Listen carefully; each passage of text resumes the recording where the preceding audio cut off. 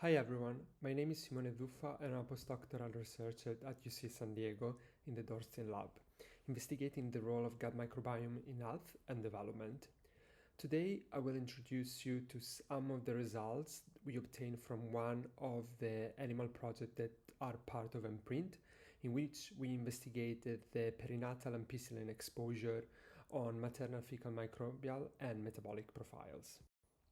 So you are probably very familiar with the fact that more than 30% of women, as a conservative estimate, are exposed to antibiotic before, during, or after partum.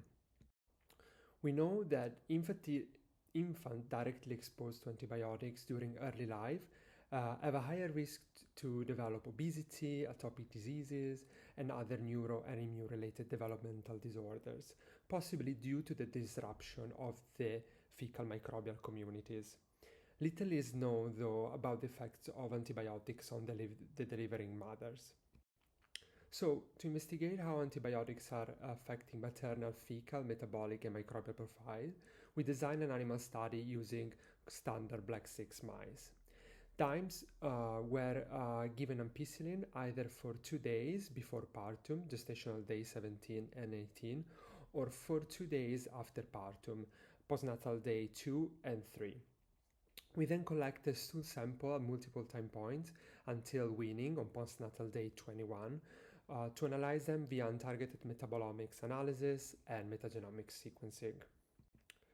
So, the metagenomics data revealed a clear time-dependent development of the fecal microbial communities. Additionally, we also observe an effect of ampicillin.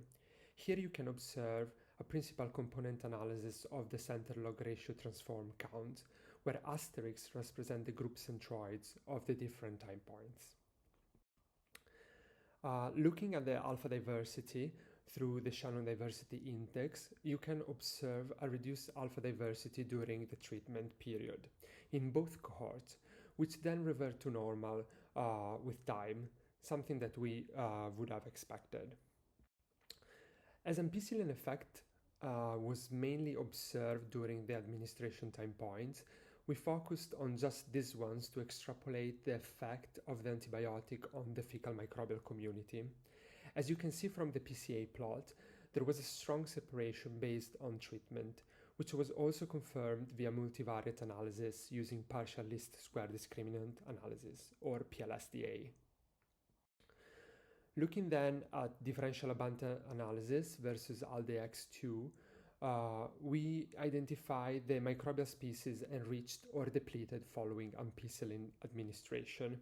Here you can see the top 30 differential species across the two different cohorts. In blue, you can observe bacteria that were depleted in response to ampicillin, and these include several species of bacteria that are known short-chain fatty acid producer, that are beneficial molecules, that are part of the Muribaculaceae family. We then generated log ratios of the bacteria species either increased with the AMP, collapsed at the numerator, or the one decreased in response to AMP, collapsed at the denominator. You can appreciate from the longitudinal analysis that while the effect ampicillin was restricted at administration days in the postpartum cohort, the antepartum cohort show effect lasted till postnatal day 2. To identify a reproducible signature of the antibiotic, we then intersect the result obtained between the two different cohorts. In this upset plot, you can see that while bacterial species that increased in response to ampicillin are cohort dependent, the one decreasing are better conserved. In blue and yellow, you can there are indicated the discriminant features that have the same directionality across the two cohorts, so either enriched or depleted in response to AMP. When considering these species only, so 32 enriched decreased with AMP and 7 increased with AMP, we then regenerated the log ratio analysis I've previously introduced. You can see here that the signature recapitulates the observation obtained from the full models.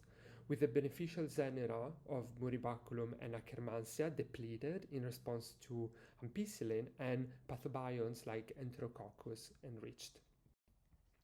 Looking at the untargeted metabolomics data, we were able to detect ampicillin in feces up to 2 days after injection in the antepartum cohort. As we observed for the microbial communities, the fecal metabolic profiles of the dams were also heavily influenced by time and ampicillin exposure.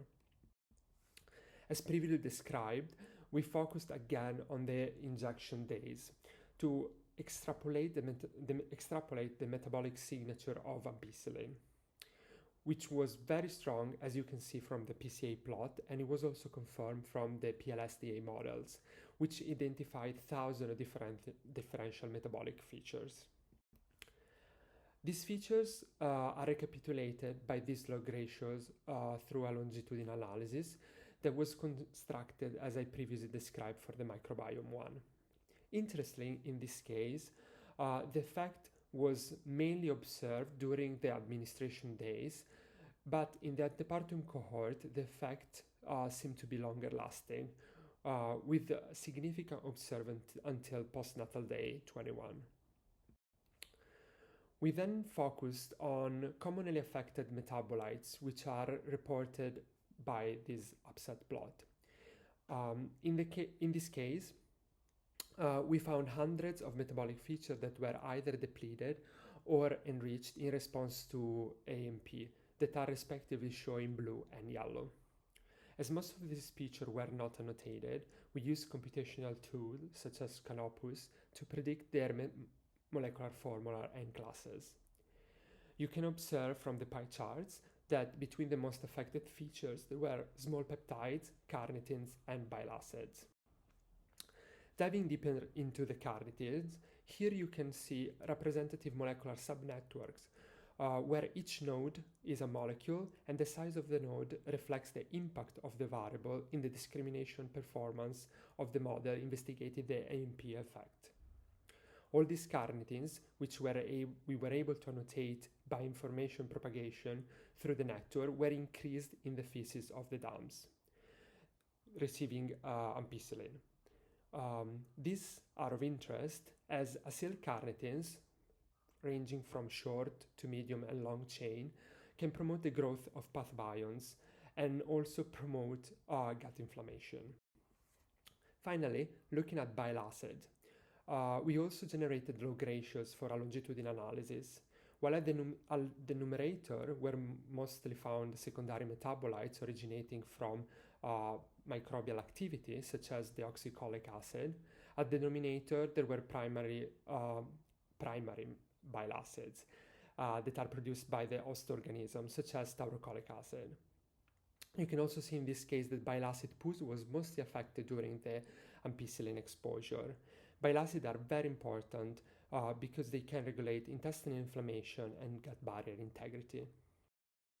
So, as a take-home message, ampicillin exposure during the perinatal period affects both the fecal microbiome and metabolome, with the reduction of beneficial bacteria involved in production of short-chain fatty acid and the disruption of carnitine bile acid pool, possibly leading to inflammation. While in both cases the microbial communities reverted to normal after the ampicillin exposure, the antepartum administration appeared to leave a longer-lasting effect, especially in the fecal metabolome. As prolonged dysbiotic statuses are more likely to result in the insurgence of a metabolic immune disorder, the possibility to reduce the use of antibiotics only when strictly necessary and maybe only after partum should be further explored. I would like to thank you for your attention and also thank our extended group at UCSD, which was involved in the animal study and data generation. If you have any question, please feel free to join my breakout room. Thank you.